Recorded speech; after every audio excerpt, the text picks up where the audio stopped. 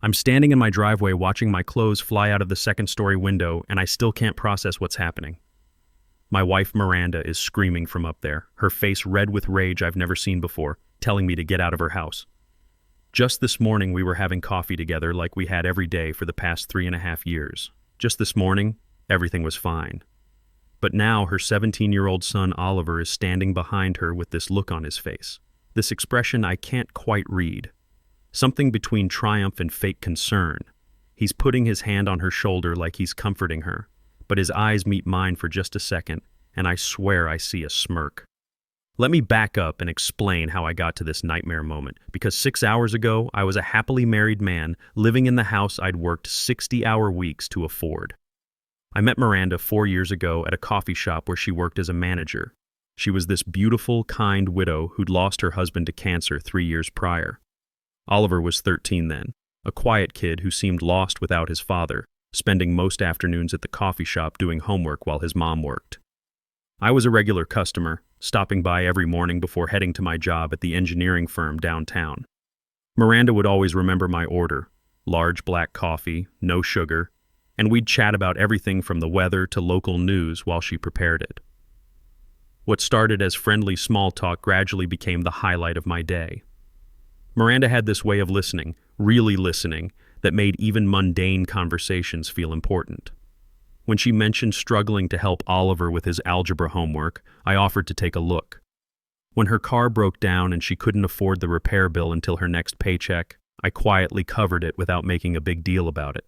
These weren't grand gestures, just one decent person helping another through rough patches. I fell for Miranda hard and fast, but I took things slow because I understood the delicate situation. She was a widow still processing grief, and Oliver was a kid who'd lost his father at a crucial age. After 6 months of coffee shop conversations and stolen lunch breaks, I finally asked her out properly. She said yes with tears in her eyes, explaining that she'd been hoping I would but was too scared to risk the friendship we'd built. We dated for 18 months before I suggested we move in together. Not because I was pushing for commitment, but because I wanted to see how Oliver and I would function as a family unit before making any permanent decisions. That 6-month trial period was crucial. We learned each other's routines, established household rules together, and I got to see Miranda in her natural environment as a mother. Oliver was distant with me initially, which I completely understood. I never pushed, never demanded he call me dad or stepdad, never tried to discipline him or take over parental duties. Instead, I focused on being a positive male presence. I taught him to drive my old pickup truck in empty parking lots on Sunday mornings, showing him how to parallel park and handle highway merging. I attended every one of his soccer games, cheering from the sidelines, but never coaching from the stands like some of the other parents. Our biggest bonding project was building a deck in the backyard of our rental house. Oliver actually seemed to enjoy those weekend construction sessions, asking questions about power tools and helping measure lumber cuts. He'd hold the level while I checked for square, and I'd explain why certain measurements mattered for structural integrity. Those moments felt genuine, a teenage boy learning practical skills from an adult who cared about teaching them properly. When I proposed to Miranda after that 6-month cohabitation period, Oliver was the first person I talked to about it. I asked for his blessing, not because I needed permission from a 15-year-old, but because I wanted him to understand that his opinion mattered to me. He seemed genuinely pleased, saying his mom had been happier in the past 2 years than she'd been since his father died. The wedding was small, just immediate family and a few close friends. Oliver walked his mother down the aisle, and in his speech at the reception, he thanked me for bringing back Mom's smile. I genuinely thought we'd achieved something special, a blended family that actually worked. After the wedding, I bought us a bigger house, a nice $280,000 place in a good school district with a 3-car garage so Oliver could have workshop space for his growing interest in automotive projects. The mortgage payment stretched my budget, but seeing Miranda's face when she walked through those rooms for the first time made every 60-hour work week worth it. Oliver got his own suite upstairs with a bathroom and study area, giving him the teenage independence he craved while keeping him connected to the family. The first 2.5 years of marriage were honestly great. Oliver graduated from distant politeness to genuine warmth. He'd text me funny memes during my lunch breaks, ask for advice about girls he liked at school, and voluntarily help with yard work on weekends. His teachers would tell us at parent conferences how polite and well-adjusted he seemed, often commenting that it was obvious he had strong male guidance at home. Miranda would post photos on Facebook of our blended family adventures, camping trips to state parks, baseball games where we'd all wear matching team jerseys, holiday dinners where Oliver would proudly introduce me to extended relatives as his stepdad. From the outside, we looked like the perfect modern American family.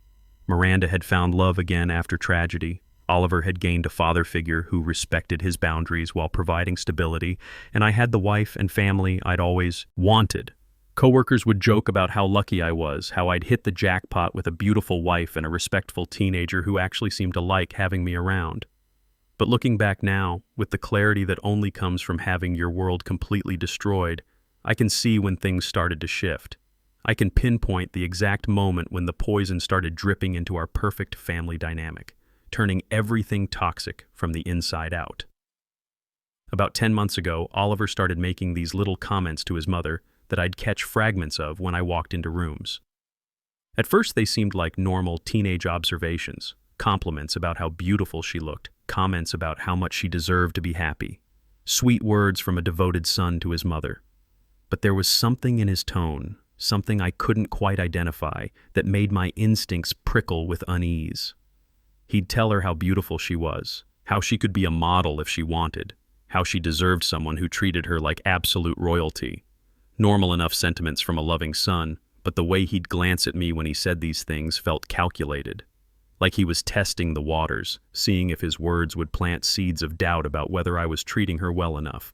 Or he'd bring up his dead father whenever Miranda and I set any kind of boundary or household rule. Dad would have let me stay out until midnight on weekends, he'd say when we enforced his 11 p.m. curfew.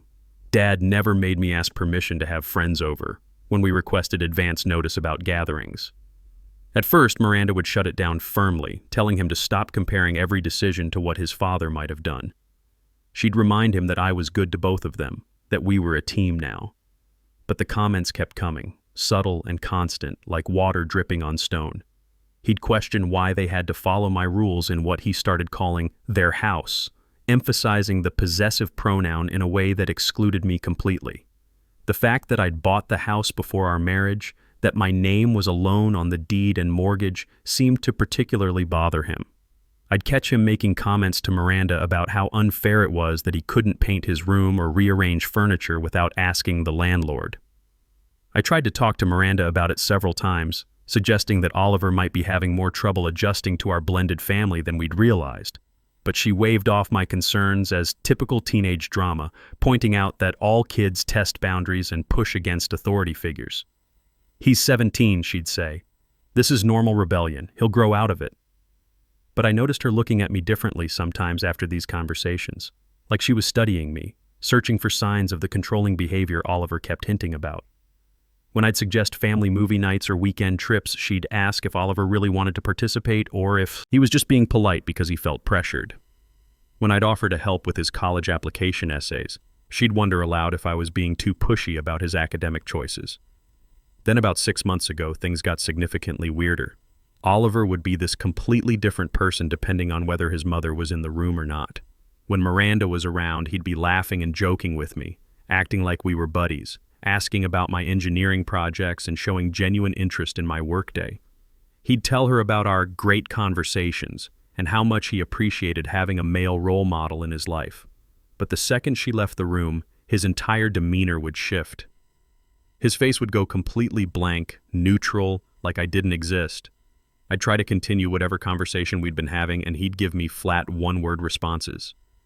If I suggested activities we could do together, working on his car, going to a baseball game, anything, he'd just stare at me with these dead eyes and say, "Sure," or "whatever," in this tone that made it clear he had zero interest.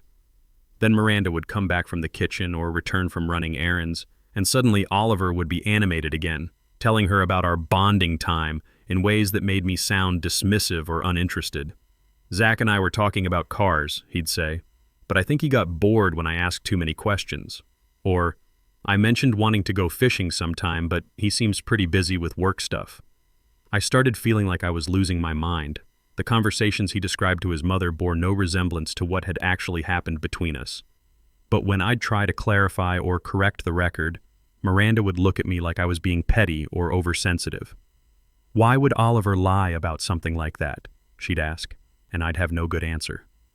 The real turning point came 4 months ago when Oliver asked me for a car, not just any car, but a specific used BMW 3 Series he'd found online for $25,000. He showed me the listing on his phone, explaining how this particular model was practically a classic and how all his friends would be so impressed. 25 grand for a teenager's first vehicle, more than half of what I made in a year after taxes. I sat him down at our kitchen table and explained as gently as I could that $25,000 was too much money for a first car. I offered to help him find something reliable and safe in the $8,000 to $10,000 range and suggested he could get a part-time job to help with insurance, gas, and maintenance costs. I thought I was being reasonable, teaching him about financial responsibility and the value of earning things through work. Oliver stared at me like I'd physically slapped him. His face went through this series of emotions: shock, hurt, anger, before settling on this wounded expression that looked almost theatrical. Then he pushed back from the table and stormed off to his room, where I could hear him crying. Not quiet, private tears, but loud, dramatic sobs that seemed designed to carry through the house and reach his mother's ears. That night, Miranda was ice cold toward me. She questioned whether it was really necessary to deny Oliver this one thing, pointing out everything he'd been through with losing his father and adjusting to our family. "Would it really kill you to just give him what he wants?" she asked. "He's been so good, so accepting of you. This is the first time he's asked for anything significant." I was shocked, because $25,000 for a teenager's first car was objectively excessive. Most of my coworkers' kids were driving hand-me-down vehicles worth maybe $5,000, and they were grateful for the independence. But Miranda kept pushing, asking if I understood what it felt like to be the only kid in his friend group who didn't have his own transportation, how embarrassing it was for her to constantly ask neighbors for rides to school events. When I held firm on the decision, pointing out that we had a mortgage to pay and were trying to save for his college tuition, she just turned away and said I didn't understand what it was like to be his mother. That phrase hit me hard because it felt like she was drawing a line between us, making it clear that her loyalty would always be to Oliver first, our marriage second. After that car incident, everything changed, like a switch had been flipped. The easy warmth that had characterized our family dynamic for over 3 years just disappeared overnight. Oliver started having these whispered conversations with his mother that would stop abruptly the moment I entered a room. I'd walk into the kitchen for coffee and find them huddled together at the breakfast table, their voices low and urgent, but they'd immediately fall silent when they saw me. Miranda would give me this tight smile and ask about my day, but the atmosphere felt charged with tension I couldn't identify. Miranda began questioning me out of nowhere about things that had never been issues before. She'd ask if I really liked Oliver, why he felt like I was different when she wasn't around, whether I understood how hard this transition had been for him. When I tried to defend myself, explaining that I was exactly the same person all the time and had been nothing but supportive, she'd counter by asking why her son would lie about something like that. Oliver had started using sophisticated psychological language too, telling his mother I made him feel unsafe and unwelcome in subtle ways. He claimed I had different facial expressions when she wasn't looking, that my body language became hostile when we were alone. Miranda started suggesting family therapy, saying maybe we needed professional help to work through our communication issues and address the disconnect between my intentions and Oliver's perceptions. The fights became regular occurrences, happening at least twice a week. Oliver would claim I'd said something harsh to him or given him a dirty look, and Miranda would confront me about it later when we were alone. Every time I tried to defend myself, she'd ask if I was calling her son a liar.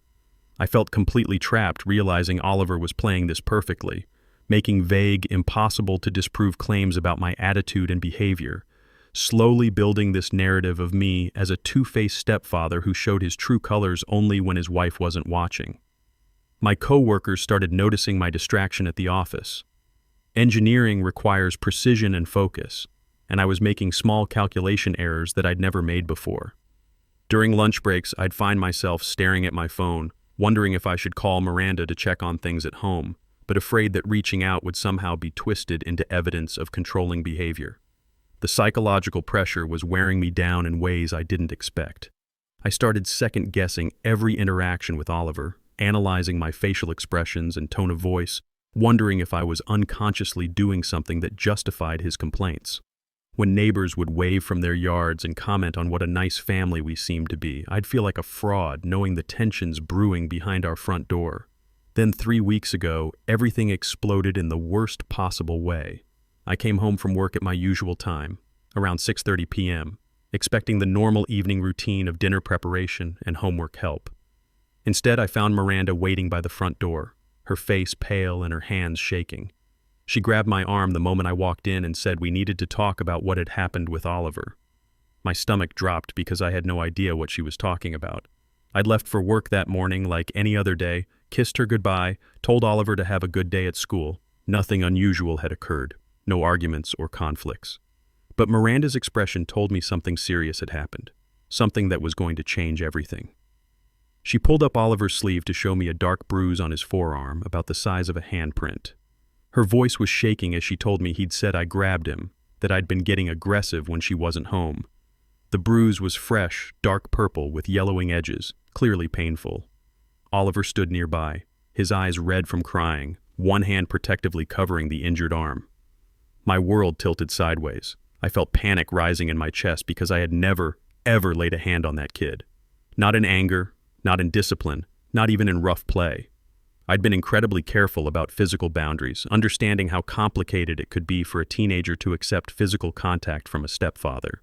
The few times we'd had any physical interaction, high fives after soccer victories, help moving furniture, it had always been initiated by him.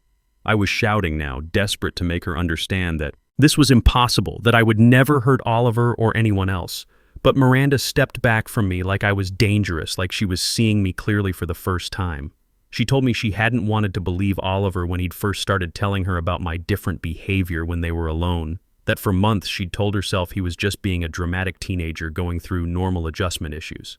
But the things he'd been telling her were too specific and too consistent to ignore anymore.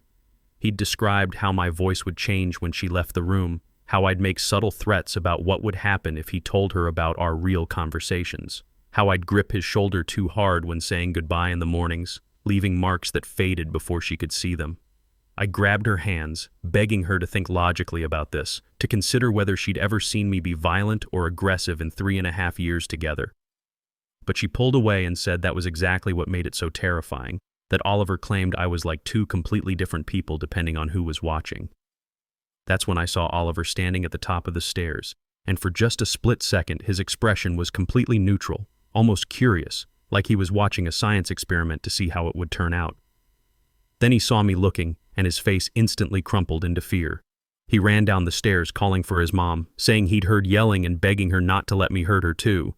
That performance was what broke Miranda completely. She told me to pack a bag and leave immediately, that until she could figure things out and make sure her son was safe, I needed to get out of the house. My house, the one I'd worked 60-hour weeks to afford, the one with my name alone on the deed and mortgage. I packed with shaking hands, my mind reeling as I tried to understand how my marriage had just imploded based on lies. As I loaded my car in the driveway, I looked up one more time at the bedroom window. Oliver had his arm around his mother, comforting her like the devoted son protecting his grieving mother from the monster who'd fooled them both. But when he thought I couldn't see his face clearly from that distance, he was looking down at his phone and smiling. That's when I knew with absolute certainty. This wasn't a misunderstanding or a kid acting out. This was calculated, planned, and executed with the precision of someone who'd been thinking about it for months. And as I drove to my brother Noah's house with my entire life packed into garbage bags in my back seat, one question kept hammering in my mind. How long had this 17-year-old been planning to destroy my marriage? I spent the first week at Noah's place in complete shock, barely eating, barely sleeping, just replaying every interaction from the past 10 months over and over. Noah kept telling me to fight back, to call Miranda, to make her listen to reason. But what was the point when she'd already decided I was the monster in this story? I must have called her 50 times that first week, and every single call went straight to voicemail. My texts begging for a chance to explain went unanswered. By the second week, The shock started wearing off and something else took its place, something cold and analytical. I started thinking about all those weird moments that hadn't made sense at the time. Oliver's split-second expression of curiosity before putting on his terrified act. The way his manipulation had escalated perfectly, building evidence for months before delivering the final blow. This level of sophistication didn't happen by accident.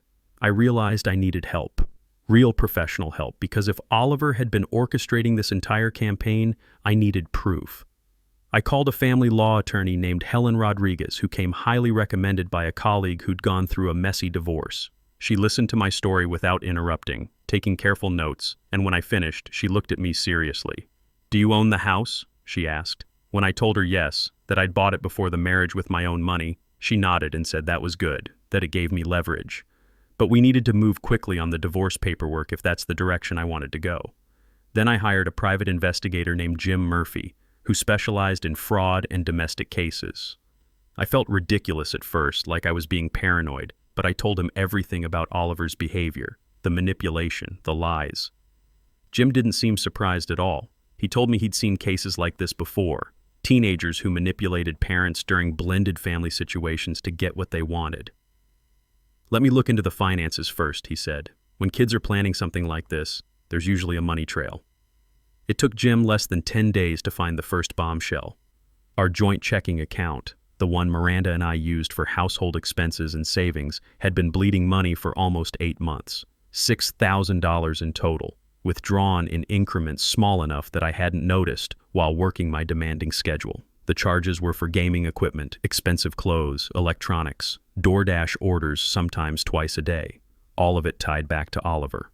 But what made my blood run cold was that Miranda had to have known. Several of the charges required parental approval for minors, and there were bank statements showing she'd transferred money from our savings account to cover overdrafts Oliver had created. She'd been actively hiding it from me, covering for him, probably because she knew I'd refuse to fund that kind of excessive spending. Jim found something else too. Our credit report showed that Miranda had applied for a credit card in just her name 3 months ago, right around the time Oliver's psychological campaign against me had intensified. She'd maxed it out almost immediately. Another $3,000, mostly on items for Oliver. When Jim showed me all the evidence, I felt like I'd been punched in the stomach. This wasn't just about Oliver manipulating his mother. Miranda had been actively deceiving me too, choosing her son over our marriage and our financial future, funding his lifestyle while I worked 60-hour weeks to pay the mortgage on the house that was supposed to be our shared home. But the real gold mine came when Jim suggested we examine Oliver's digital footprint. He had contacts who could legally access deleted messages and social media posts, and what we found was absolutely devastating. Messages between Oliver and his friends going back almost a year, discussing his plan in explicit detail. "My mom's starting to doubt him," one message read. "Just gotta push a little harder and the old man's gone." In another conversation, Oliver had literally written out his strategy. "Mom always believes me when I cry.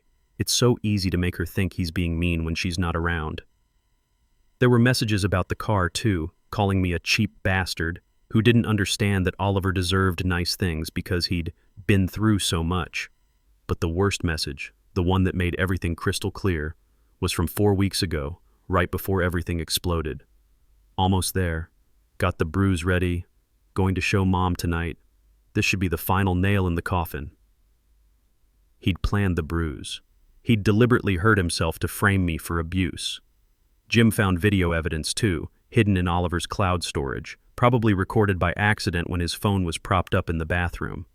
It showed Oliver methodically slamming his own forearm against the edge of the bathroom counter, wincing with each impact but continuing until a dark bruise formed. "This better work," he muttered to himself in the video. I sat there watching this 17-year-old kid systematically abuse himself to destroy my marriage, and I felt physically sick. But Jim showed me one final piece of evidence, messages between Oliver and his best friend about their plans after the divorce. "Once they split, Mom will want to leave this boring town," Oliver had written. "She'll sell the house, and we can finally move to the city where everything actually happens. Plus, without him around, she'll have more money to spend on me." It was all about money and lifestyle. Oliver wanted to move to the city where his friends had relocated after graduation, and I was the obstacle. The house was in my name, so Miranda couldn't sell it while we were married. But if we divorced and she got a settlement, Oliver figured she'd want a fresh start somewhere else. And he'd finally get the life he felt he deserved. 3 weeks after she'd kicked me out, I finally got a text from Miranda. "Have you had time to think about your behavior? Oliver says he's willing to give you another chance if you apologize to him and commit to doing better. We can talk about you coming home, if you've really reflected on what you've done." I stared at that message for a long time. She wasn't asking if I was okay or apologizing for not hearing my side. She was demanding I apologize to the kid who'd orchestrated this nightmare. I texted back 4 words. "Come over tomorrow, 3 p.m. Tomorrow, Miranda was going to learn the truth about her son and our marriage was going to end. There was no coming back from this level of betrayal, not just from Oliver, but from the woman I'd trusted to have my back when it mattered most.